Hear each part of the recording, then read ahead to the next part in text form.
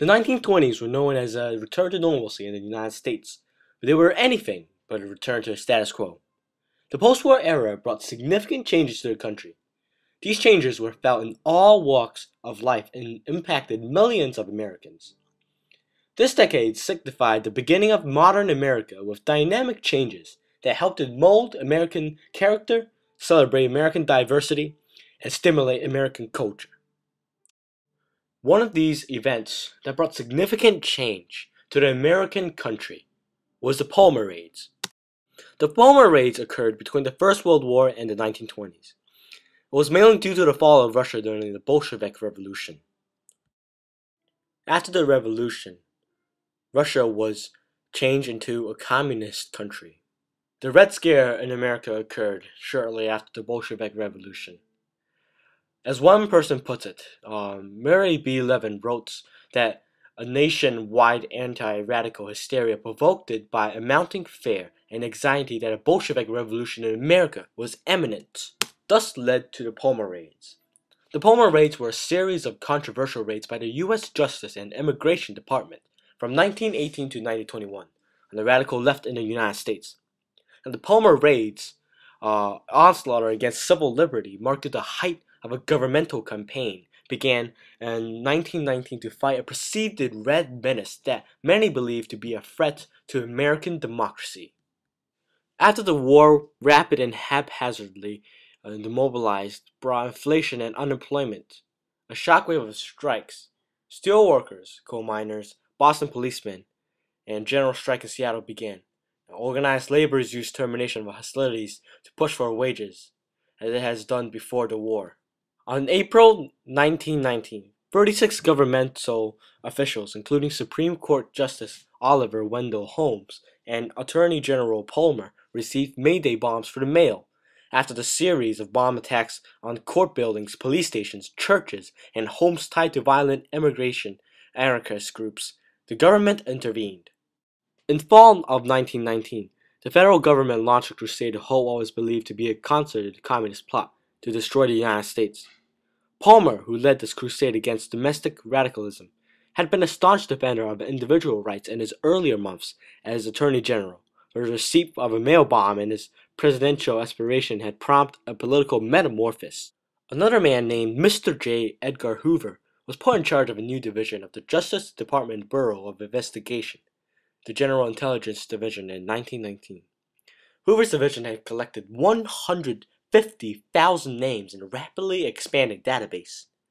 The Bureau Investigation agents started to use this database information on November 7, 1919.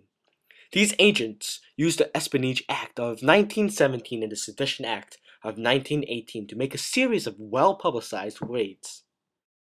On 7 November 1919, Palmer began coordinating nationwide raids to round up and detain alleged radicals. Soon Americans clamored for their deportation, and Palmer readily obliged.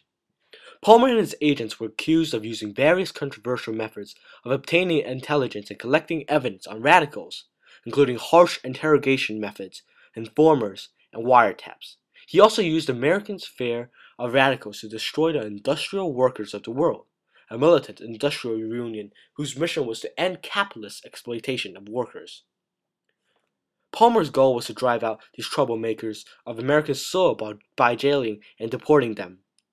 Victor L. Berger was sentenced to 20 years in prison on a charge of sedition.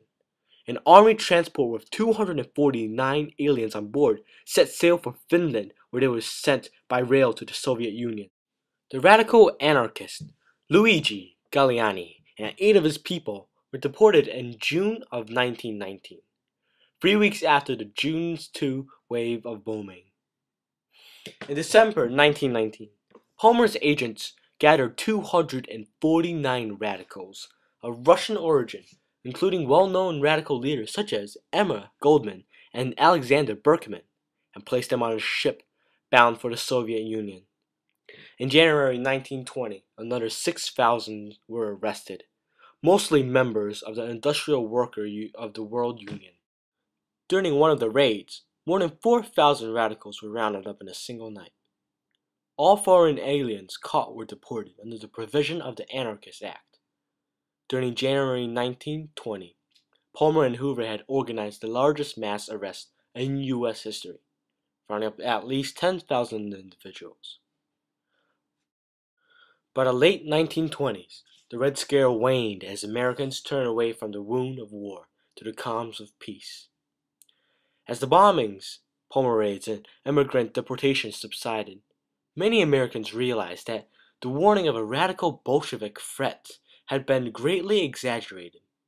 Ironically, America's most basic and cherished civil liberties, such as freedom of speech, freedom of the press, and representative government, had been threatened more by the aggressive strategy of the federal government than the alleged radicals and foreign subservience. I hope you've all learned some stuff from this video that you haven't learned from before. My name is Richard Lee, and I approve this message.